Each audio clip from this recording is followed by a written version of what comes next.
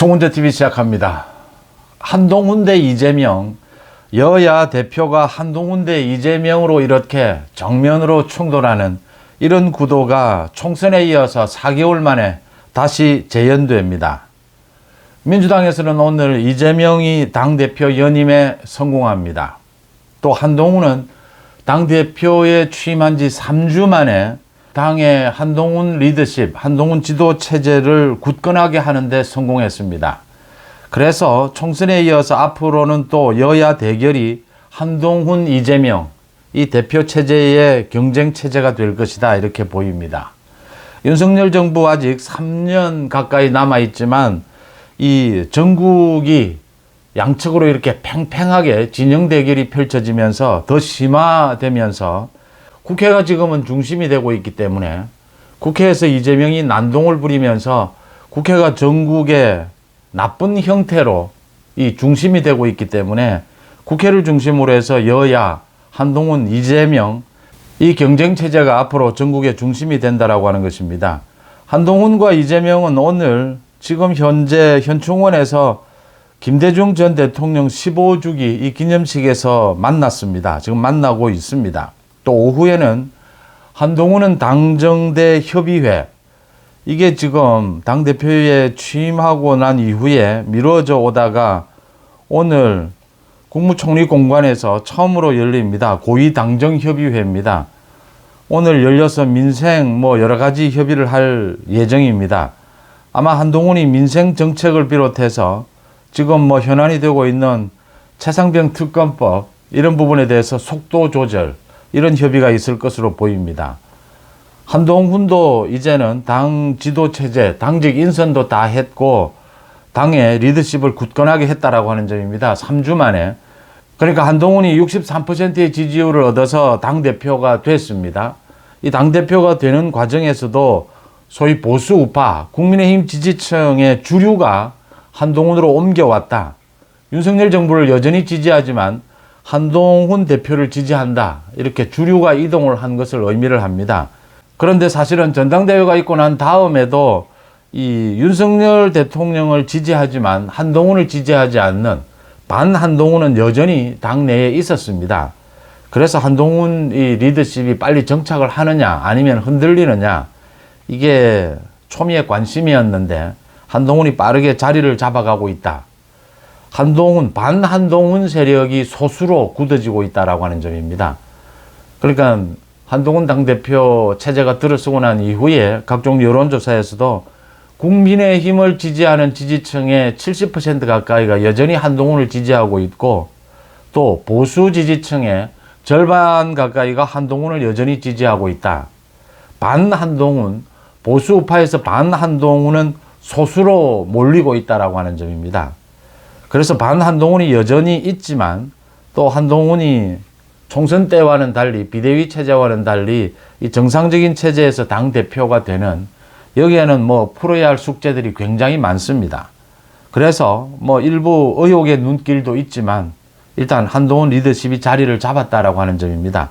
한동훈 리더십이 앞으로의 문제는, 가장 중요한 것은 지지율입니다. 이제는 외연 확장입니다. 보수 우파에서의 한동훈의 이 주류들이 한동훈을 지지한다라는 것은 이제 굳어졌습니다. 여기에서 한동훈이 나아갈 길은, 이 지지율을 끌어올릴 수 있는 길은 20대, 30대 청년층입니다. 청년층의 지지율을 끌어올릴 수 있느냐.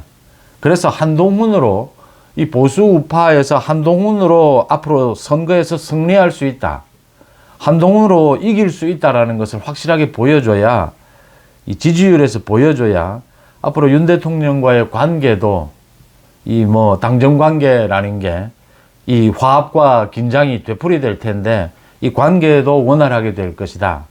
그러니까 주도권을 한동훈이 쥘 수가 있다라고 하는 점입니다. 이게 지지율이 가장 중요하다. 그것도 청년층으로의 외연 확장이 가장 중요하다. 이제 보수 우파 내에서의 이 국민의힘 지지층 내에서에는 이 주류가 한동훈 지지, 윤석열 정부도 지지하지만 한동훈을 지지한다라는 쪽으로 굳어졌다. 반한동훈은 소수로 몰리고 있다라고 하는 점입니다. 앞으로도 이 반한동훈 쪽에서도 한동훈으로 지지가 넘어오는 이것도 필요하겠지만 더 급한 것은 외연 확장이다. 20대, 30대 이 청년층으로의 외연 확장입니다.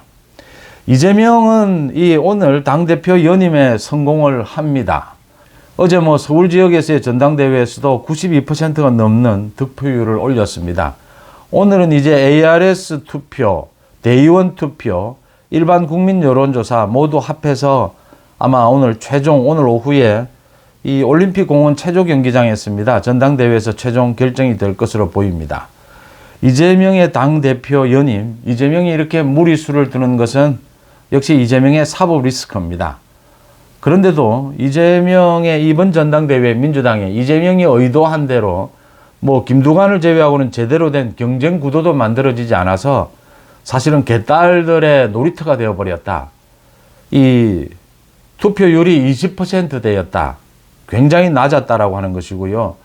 호남에서 민주당의 본산이라고 할 수 있는 호남에서 이재명의 이 득표율이 다른 지역에 비교해서 10% 정도 낮았다. 호남 홀대, 호남이 새로운 후보를 생각하는 또 이재명의 사법 리스크를 쳐다보고 있다라고 하는 점은 있습니다. 그런데 이재명이 확실히 이 민주당의 개딸을 중심으로 해서 강성 지지층을 중심으로 해서 이 민주당을 완전히 자기 개인당으로 만드는 데 성공한 전당대회였습니다.